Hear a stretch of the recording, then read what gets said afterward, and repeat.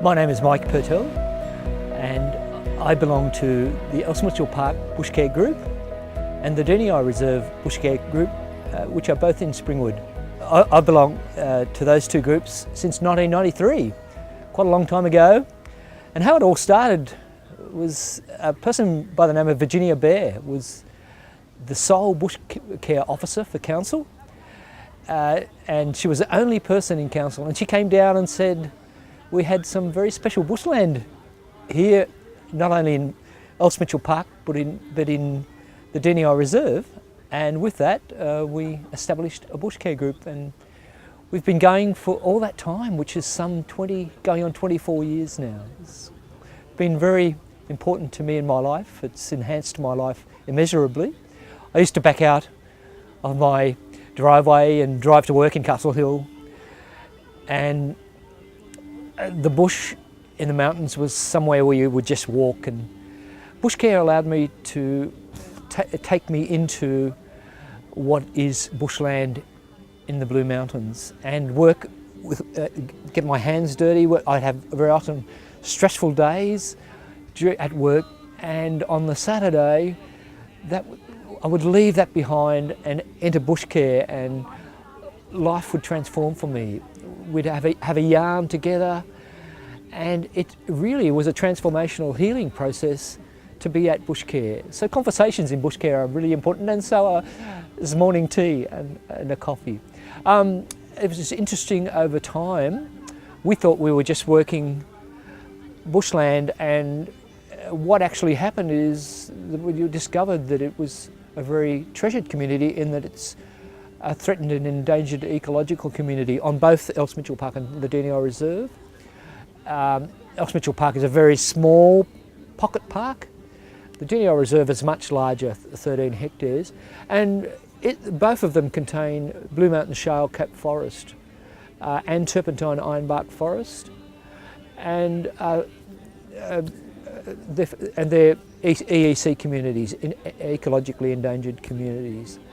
And that's also come out of, because we've given time, over time, we've discovered that what we're working to restore is really worthwhile, because most of that original forest of the Springwood area is no longer around. So we're trying to preserve what we have left. What things can I learn from Bushcare, and what sort of things would I draw from Bushcare? It would have to be that I almost see Bushcare as being if you like, it's a community endeavour, in that people from the community interested in restoring Bushcare on public lands come together and work with that common aim. And it is actually, as I mentioned before, having that in your life once a month is a great experience. Number one, you engage with people living locally, but also you come to learn the science of the ecology that you're working with, and that's been so exciting. So Bushcare has been very important for me from a community perspective.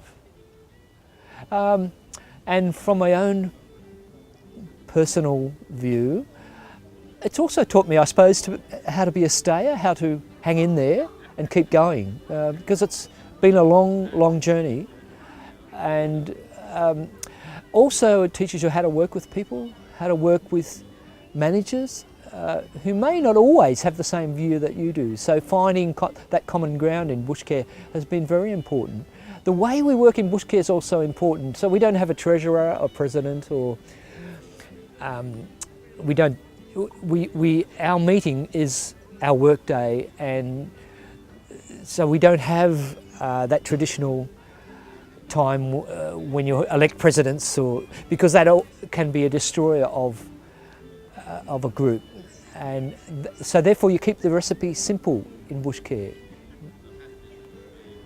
Something that's very important to me is I'd like to say thanks to the Blue Mountain City Council for, number one, its generosity of making available officers to head up the team of Bushcare. It's been one of the great news stories for the mountains, and it should be promoted more than it is.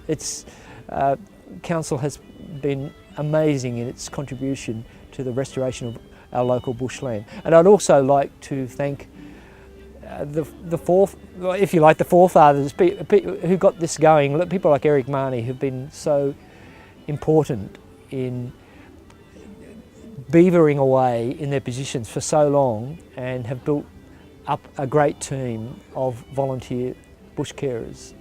And the whole Bushcare team seems to work so well together with the volunteers. And I'd just like to say thank you to them.